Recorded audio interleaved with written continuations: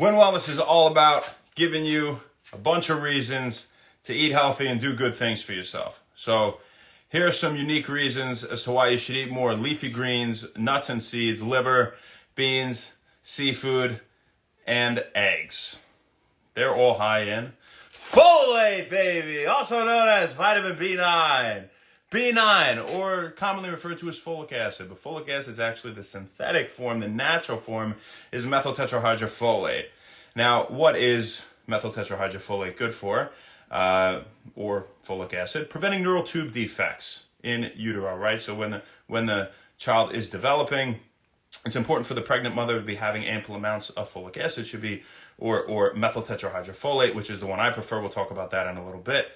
400 micrograms per day is what you're going to want to take if you're not getting ample amounts from food. And if you're pregnant, you should probably also supplement with it, even if you're eating a lot of these foods, right?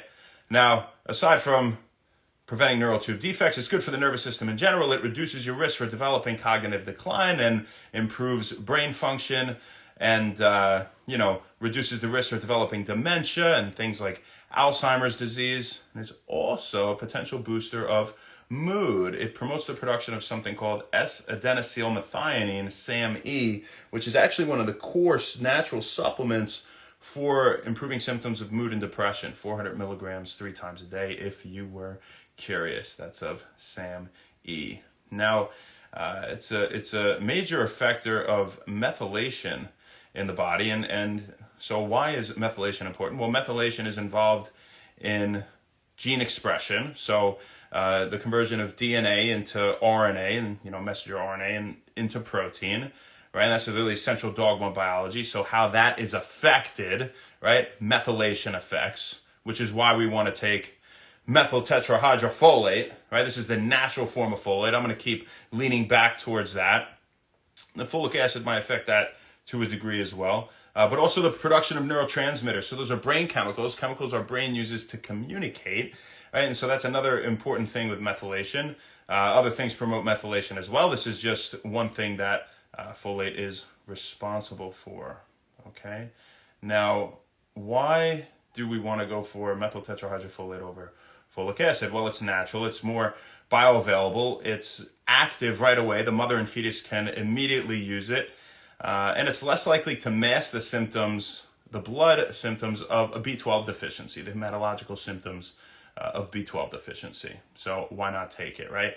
Now, if you look online, you might see how the CDC says, folic acid is the only one proven to prevent neural tube defects, and folic acid is the one that people with MTHFR gene mutation can also take. But really, this is just not true. I mean, honestly, most other sources combat that and say, you're better off with methyl tetrahydrofolate, and it's well proven to prevent neural tube defects. I mean, it's actually the best absorbed form, most bioavailable. It might even do a better job, right, than folic acid. No surprise, because that's the natural form. And what it also does is lower levels of homocysteine does folate. And so, why is that important? Well, elevated levels of homocysteine. Now, homocysteine is converted into methionine, right? So if folate contributes to that conversion, right, and we have low levels of folate, well, then maybe we can convert that homocysteine over into methionine, and other things support that as well. We'll talk about here in a second, but folate is a big one. The other ones are B2, B6, B9 is the one we're talking about, folate. B12 is another, zinc and trimethylglycine, and they're involved in the methylation process as well, right? But so if we have elevated levels of homocysteine, now we're more likely to get blood clots. We're more likely to have a stroke or heart disease or suffer a heart attack, right? And so that's really important. Now, leafy greens are also great for your heart because they contain nitrates. They improve blood flow. Nitrates are converted to nitrites and then nitric oxide, right? So these are all great things about leafy greens. These are great things about seafood, because guess what else? We just talked about zinc regarding the homocysteine and the methylation, right? Zinc is in seafood. Oysters are the highest natural source. Red meat and poultry. right? Don't forget about eggs. They contain about all the B vitamins, not to mention choline and vitamin D in the egg yolk. They're one of the rare food sources of vitamin D. Typically, you have to get it from the sun or fortified foods. I think salmon is a decent amount as well. But this just, over and over, nuts and seeds, egg yolk, fish, leafy greens, chicken, steak, grass-fed beef, we're saying this stuff every day. I mean, just go eat this. Go eat this stuff. There should be maybe I'll do a video on like 10 or 20 foods that you just pretty much should be eating all the time. But those are definitely some of them. Right, and there's no correlation between saturated fat intake and heart disease. So don't worry about your red meat. It's actually chock full of vitamins. Liver is another great thing, right? That was on our list today too. So that's just another reason to eat that stuff. So, this is something that is worth going over. What if somebody has the MTHFR gene mutation? What does that mean? Well, MTHFR. They don't have the enzyme methyl N-tetrahydrofolate reductase, which converts 5,10-methyl N-tetrahydrofolate into 5-methyl tetrahydrofolate, which is that active form of B9 that we've been talking about this whole time, that you find in food and that you could take as a supplement, right? And that's probably your best bet to take.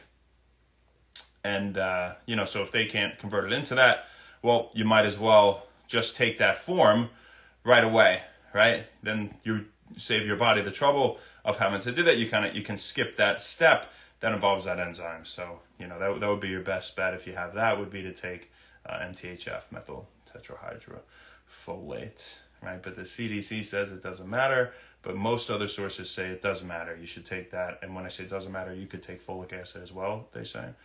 But, who knows where that comes from. Most of the sources say to take MTHF. That's what we got for you guys today. Shoot, there's a lot about folate. Now, we should say this. Now, again, I would say if you're not pregnant, if you're going to take excess amounts of folate, is it going to do a lot more for you in all these regards we're talking about? Well, no, right? I mean, it's a B vitamin. This is the common denominator with vitamins and minerals that we talk about all the time. We say get it from food first and foremost. Supplementation is secondary, right? And if you have tons of B vitamins, if you already ate all these foods that are rich in B vitamins and you met your daily intakes, it's really not going to do much else for you, right? It might give you some energy, you might, pee a lot of it out, but you're taking hundreds and hundreds of micrograms of B12. What do you... you're not going to absorb most of it, right? Well, you look at something like Animal Pack. I don't mean to really rip on them, but, they have crazy concentrations, I believe, of the B vitamins. And, I know that because it's something I took when I was like 13.